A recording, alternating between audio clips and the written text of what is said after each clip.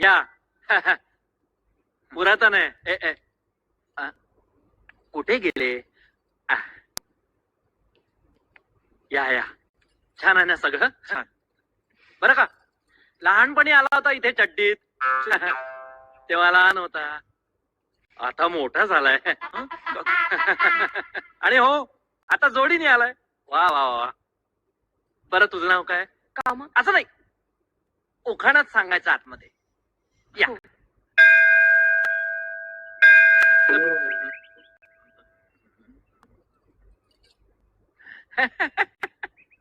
लहानपणी एवढा खोडकर होता. तुला म्हणून सांगतो, कोणाला सांगू नकोस. नेहमी माझ्या बायकोच्या ब्लाऊज मध्ये वाळू टाकून पळून जायचा तो. अहो, असं काय बोलतोय? आताही तसाच वागतो का ग? नाही, आता वाळू नाही टाकत. आता कामाला लागलाय, मोठा झालाय. असो, नाव घे. कामा असं नाही, उखाण्यात. दारावर रांगोळी देवापाशी वाद. बर. दारावर रांगोळी देवापाशी वा वाद. वा सोमेश्वर रावांच्या नावासोबत आयुष्याची सुरुवात. वा वा वा. किती म्हणजे असं हळुवार नाव घेतलंस. वा वा वा वा. पण हा सोमेश्वर कोण? काका, अहो माझं शाळेतलं नाव. हा, बरोबर बरोबर. तुझं नाव सोमेश्वर, वडिलांचं नाव दुष्यंत, आडनाव भगत, म्हणजे तुम्ही असो. आता तू नाव घे. मी?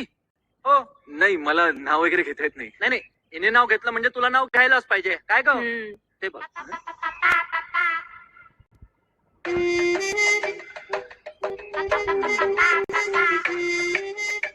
सारखं हिच्या तोंडात पाहिजे. नाही नाही, घेतोय मी नाव पुढे. घेतोय. सारखं हिच्या तोंडात पाहिजे जोडीदाराचं नाव.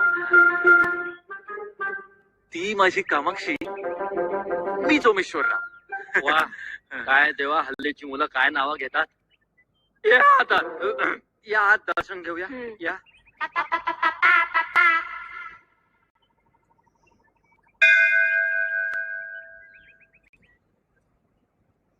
चंदू,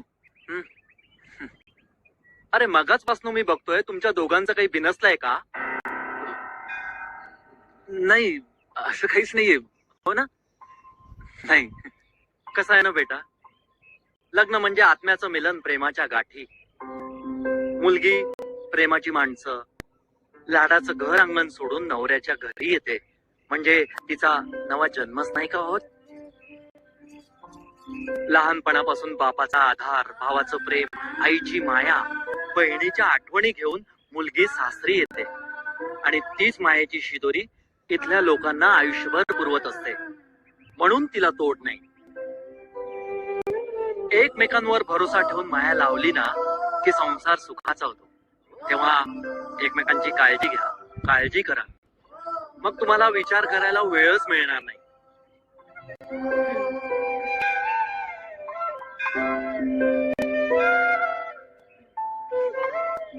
नमस्कार.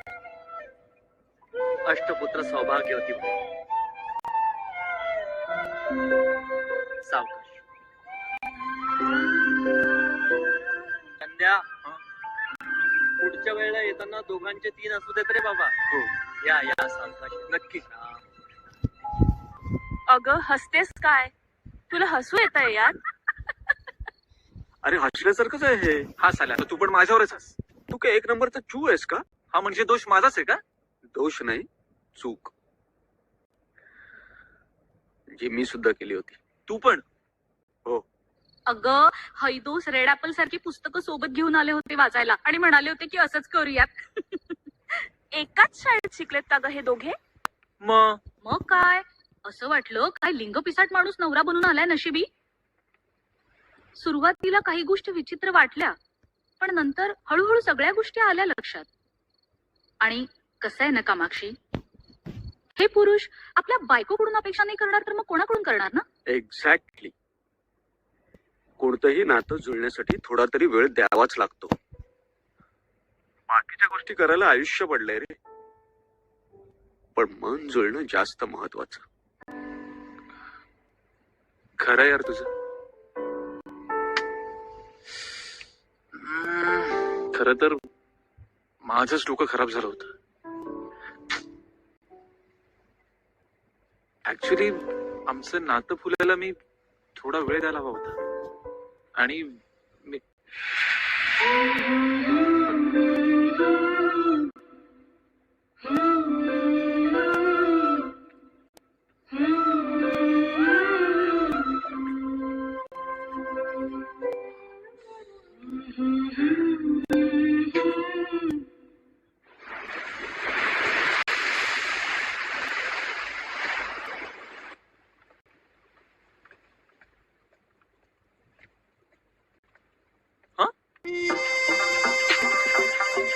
सॉरी ताई, सॉरी.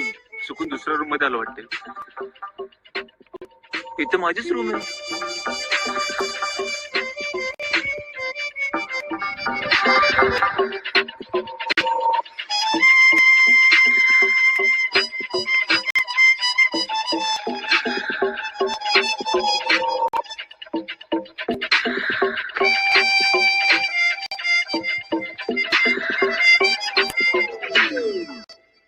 पुन्हा बिकनीच आणली असेल. काय?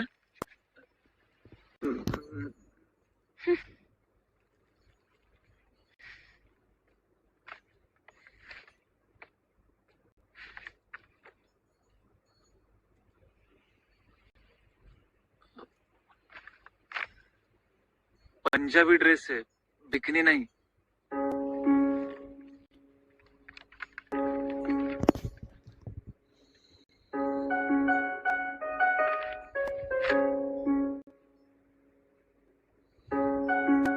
कामाक्षी, सॉरी, चुकलो मी.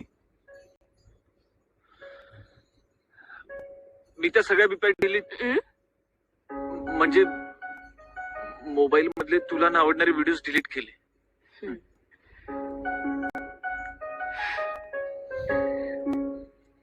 कदाचित तुमच्यासाठी सेक्स ही एक शारीरिक गरज आहे. हं? आणि का आहे हे मी समजू शकते.